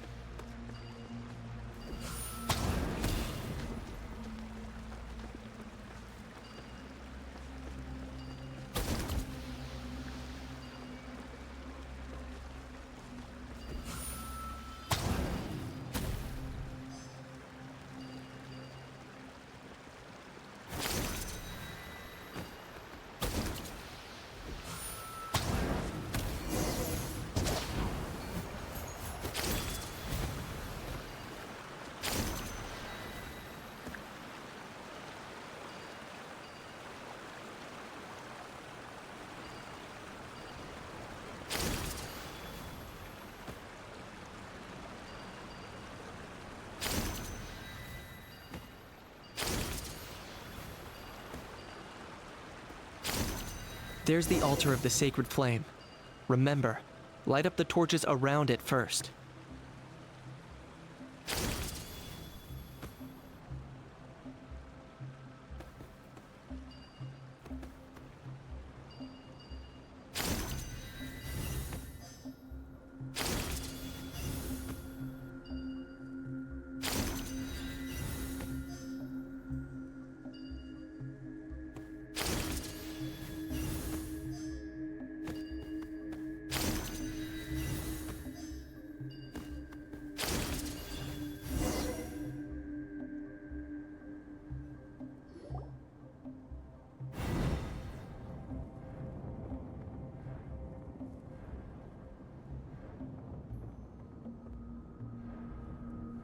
Woohoo! We've lit up the final altar!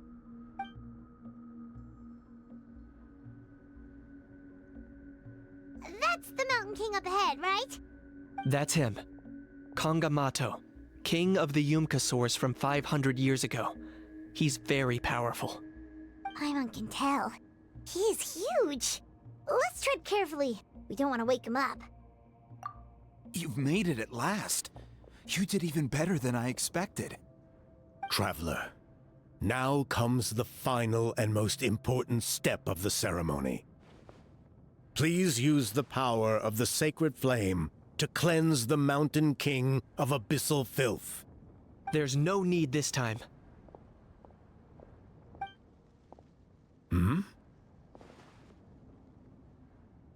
Such strong abyssal power. What is that thing? Kinich, what is the meaning of this?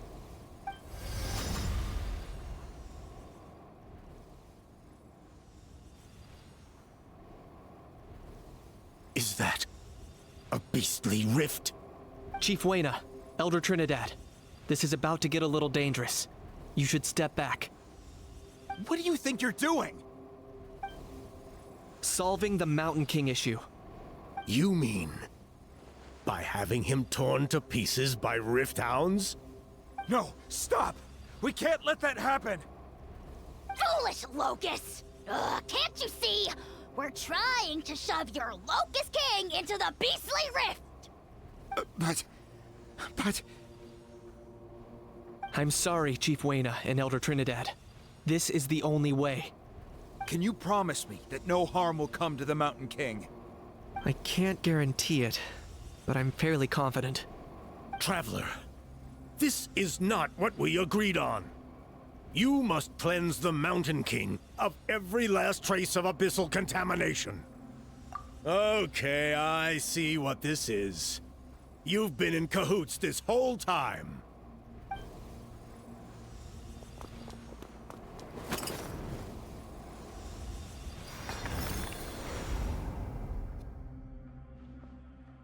Ugh, you imbecile! What have you done?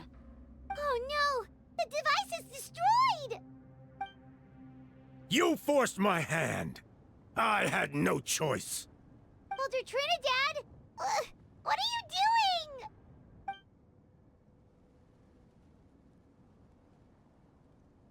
No, the Mountain King is waking up! He will cause even more casualties! Everyone out, now!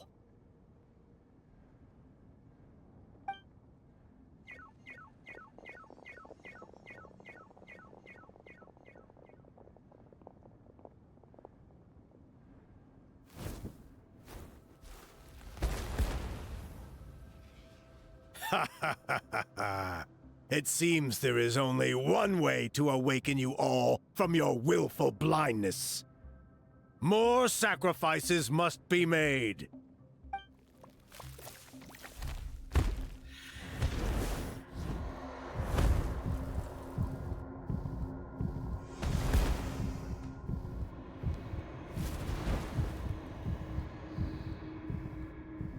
Take me, O Mountain King! Take me as your next sacrifice!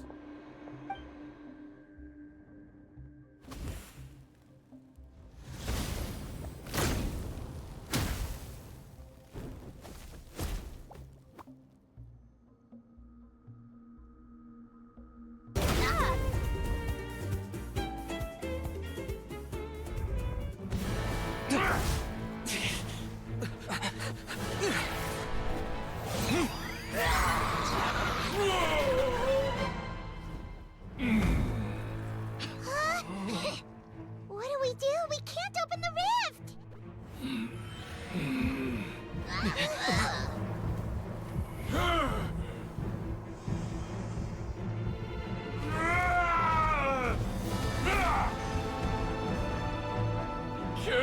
me! Put an end to Huitztlan's shame!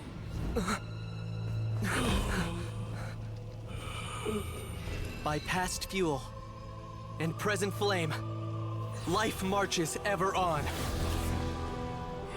Oh, Burkina, I must atone.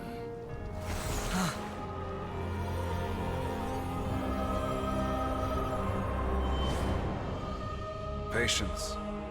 We will answer to the fire for all our deeds. Even if one day I fall behind, never look back. Keep moving forward, as we are now.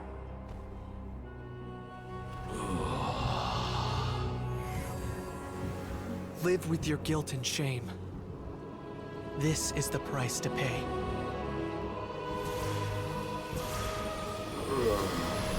Heir to the Turnfire, please use my ruined vessel to train the heroes of the future. The will of Kangamato will march ever on, till the abyss is stamped out.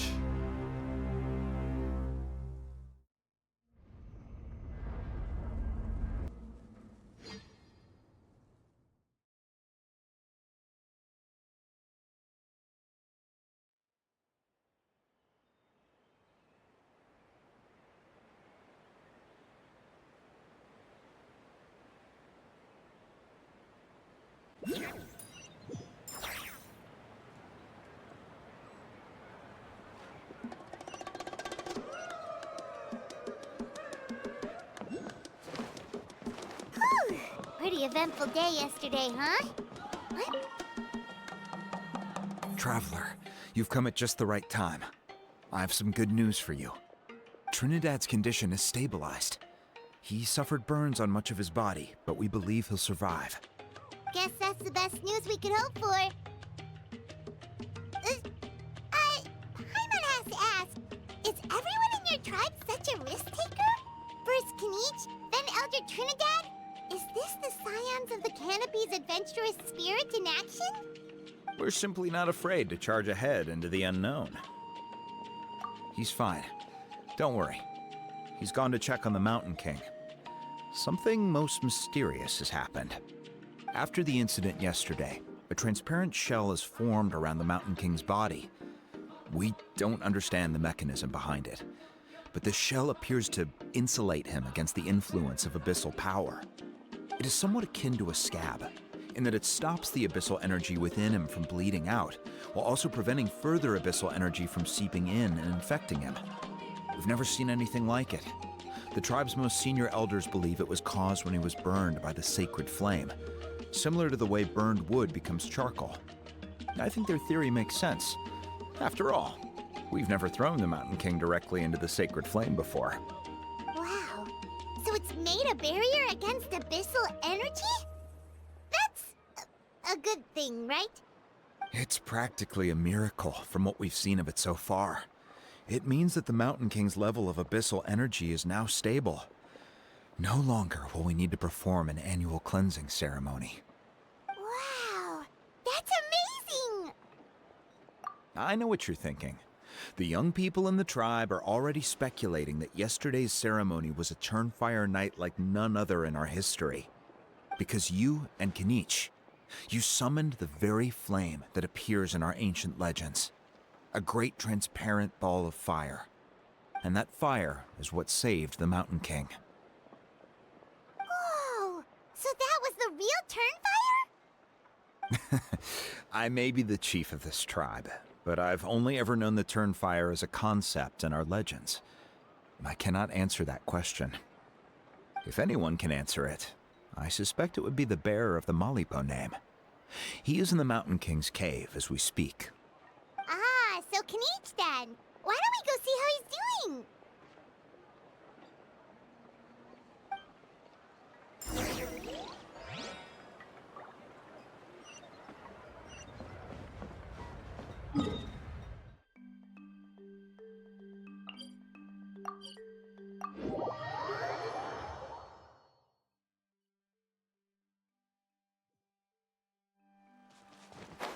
Won't running be faster?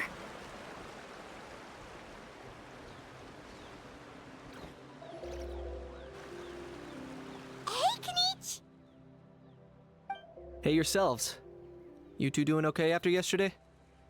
We were gonna ask you the same question. You scared Paimon half to death when you rushed into the fire. Sorry. I couldn't just stand and watch the Mountain King get burned alive. So you thought you'd try and extinguish the sacred flame with Dendro? Or is that an attempt to make the almighty Dragon Lord Kahulahau die of laughter? The sacred flame only possesses a fraction of the Pyro Archon's power. It's not as if I was fighting the Pyro Archon herself.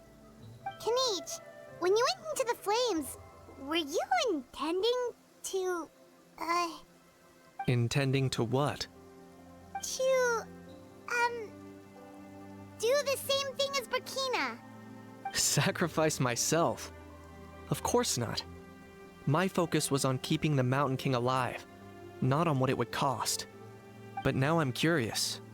What made you think I was going to sacrifice myself? Well, because everyone's saying the Turnfire is what saved the king last night. And Ponche's theory was that summoning the Turnfire is a tit-for-tat exchange, right? So, Paimon thought you decided to pay for it with your life. So you've heard that rumor too. I'm afraid I can't say for sure. What happened yesterday was a first for me too. Well, even if you don't know, there's probably no one in the world who does.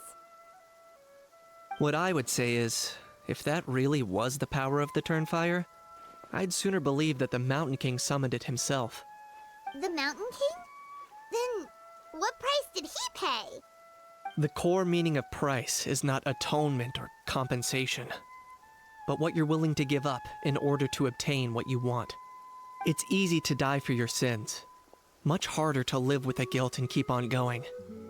In the end, the Mountain King chose the latter option. For Burkina, and for the tribe. That's the price he paid. Alright, so how is the Mountain King doing now? Health-wise, there's nothing to worry about. He'll enter a fighting stance whenever we set foot in his territory. But his attacks are gentler now, and not as crazed as before. Like he said yesterday, he just intends to be a sparring partner for people to practice with. Yeah, I tried communicating with him again, but he didn't respond. We dare say that Locust King has well and truly lost its mind. The lights are on, but nobody is home. Its body remains fighting fit thanks to the perverse power of the Abyss, but time has been less kind to its soul. It was ground to a pulp long ago. But we saw him come back to his senses yesterday. That was merely one last burst of brain activity before it croaked. As you humans would say, it went out with a bang. Oh, come on! Stop being such a doomer. Paimon bets the Mountain King has finally let go of the tragedies of the past now, and is focusing on moving forward. That's why he doesn't have time to chat with us. He's too busy thinking about the future. Well, at least it means my fellow tribespeople can move forward now too. Thank you for your help, Traveler. I owe you one. Yeah, that's right. You caught Enjo for us, remember? But he ended up being completely useless. It's not a fair trade if you lost out. That's on him. It's not your fault he's useless. Besides, we're friends now. You don't owe us anything. Friends? But your friendship is an even more valuable gift. I can't in good conscience accept it for free. So promise me, if you need anything in the future, you'll come to me. For you, I'll do anything.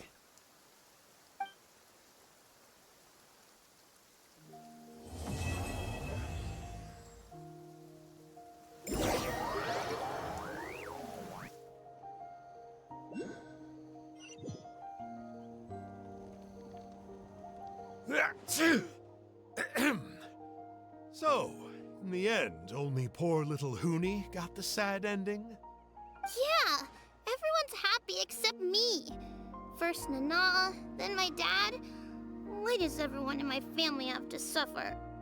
Huni, it'll be okay. Your dad will get better soon. Toba, You're my friend, so I shouldn't say this to your face.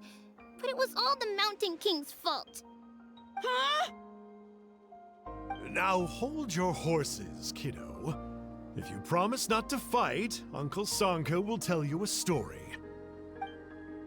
Okay, before you roll your eyes out of your skull, I promise you can trust me. I almost got my eyebrows burned off by the turnfire after last time.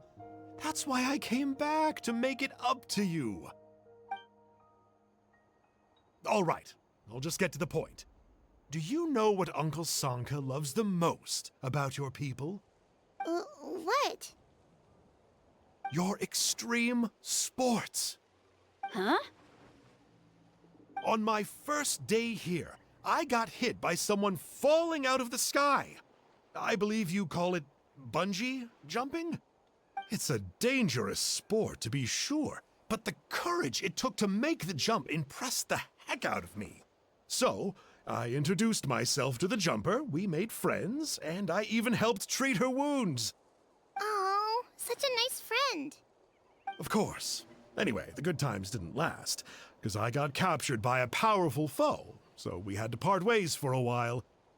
In the hands of the enemy, I was scorned, scolded, and nearly given away as a gift. Oh, it was so humiliating. A horrible experience to look back on. Why does Uncle Sanka always have to suffer, I thought. So I feel your pain, Huni. I was in the same position. But in the end, I made it through, and I left all of those painful memories in the past. I even managed to reunite with my friend. Is that it? The moral of the story is to look forward in life, right? Yeah, we've heard that one millions of times. Sorry, Uncle Sanka, but you're not cut out to be a teacher. Very smart, Huni, but not quite smart enough.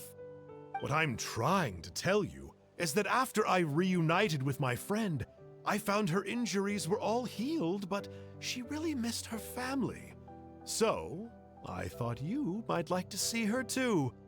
She's right behind you. Turn around and see. Another trick about not turning back? I'm not falling for that one again. Huh?